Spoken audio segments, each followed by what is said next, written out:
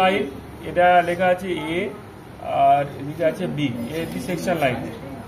এই section line বরাবর এই মানচিত্রের এইটা হলো লাইন অফ আনকনফর্মিটি, মানে এটা কন্টিনিউ আছে, এটা লাইন অফ আনকনফর্মিটি। ওকে, তাহলে এটাকে আমরা লিখলাম LUC, লাইন অফ আনকনফর্মিটি, LUC। তাহলে এই লাইন অফ আনকনফর্মিটি দেখে বুঝতে পারছি ট্রাই জাংশন পয়েন্ট আছে এগুলো, তার জন্য এই রেখাটা লাইন অফ আনকনফর্মিটি। এই লাইন অফ আনকনফর্মিটির উপরের যে বেডগুলো আছে এটাকে আমি কন্টিনিউ করি, এটা আপার, এটাকে এইভাবে ধরো, কল্পনা করে নাও। তাহলে এরকম টানা আছে, তাহলে এর উপরে দুটো বেড আছে, একটা দুটো, তাহলে এটা হলো আপার সিরিজ। তাহলে এটা আপার সিরিজ কি স্ট্রাকচার বলো? হরাইজন্টাল ইউনিক্লাইনার না ফোল্ডেড? ইউনিক্লাইনার। বেডিং প্লেন কন্টুর ছেদ করেছে কিন্তু বেডে রিপিট হয়নি, একবার করে আছে, দুটো বেড, মানে এই যে বেড, এই বেডের চিহ্নটা আছে পি আর এই বেডের এম, তাহলে এই দুটো নিয়ে হচ্ছে আপার, এরা ইউনিক্লাইনাল স্ট্রাকচার, ইউনিক্লাইনাল। ওকে, লোয়ারটা কি বলো? Lower folded. দেখেই বুঝতে পারছো তোমরা এইটাকে যদি কোর বেড বলে কল্পনা করো, এই যে মাঝখানে হোয়াইট মানে ডি, যদি এটাকে যদি কোর বেড ভাবো, এটাকে ডি। ওকে, ডির বোথ সাইডে দেখো, এদিকে যা চিহ্ন এদিকে তাই, এদিকে যা চিহ্ন এদিকে তাই, এদিকে যা চিহ্ন এদিকে তাই, আবার এগুলো রিপিট হচ্ছে, এই চিহ্ন এই চিহ্ন আর এই চিহ্ন রিপিট হচ্ছে। তাহলে কটা বাহু আছে এখানে?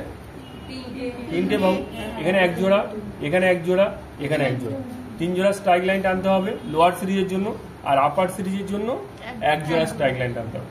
তাহলে আমি প্রথমে আপার সিরিজের স্ট্রাইক লাইনটা টানা দেখিয়ে দিই। দেখো এইটা কন্টিনিউ বেডিং, কন্টিনিউ একটা, তাহলে এখানে দেখো 600 আছে, এই যে 600, তাহলে এই বেডিং প্লেনের উপরে 600টা কোথায় দেখতে হবে? এখানে আছে, তাহলে এই 600 আছে, এই 600 আছে, এই 600 দুটো আমি স্কেল দিয়ে জুড়ে দিই,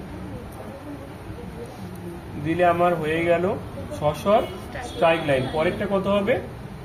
700 হতে পারে অথবা 500 হতে পারে। সেট স্কোয়ারটা দাও, প্যারালাল করে নাও। তাহলে এখানে ধরো এইটাকে ধরলে দুটো আছে, যখন দুটোকে যোগ করে দাও, অসুবিধা নেই। এদিকে 500 আছে, এদিকেও 500 আছে। ওকে, দুটো 500কে যোগ করে দাও। দুটো থাকলে প্যারালাল না করলেও চলবে, তাহলে এটা 500। তাহলে ঢাল এই দিকে, বোঝা গেল? এবারে এটা আপার সিরিজ হয়ে গেছে, এবারে চলে এসো লোয়ার সিরিজ। লোয়ার সিরিজের এই বাহুর উপরে এক জোড়া, তাহলে এখানে খেয়াল করো, এই 200 আছে, 200 এখানে ছেদ করেছে, আবার এই 200টা ঘুরে ঘুরে এসে এই জায়গায় ছেদ করেছে, তাই তো? তাহলে এই দুটো 200 আমি যোগ করে দিলাম, 200 যোগ করে দিলাম, এখানে লিখলাম 200।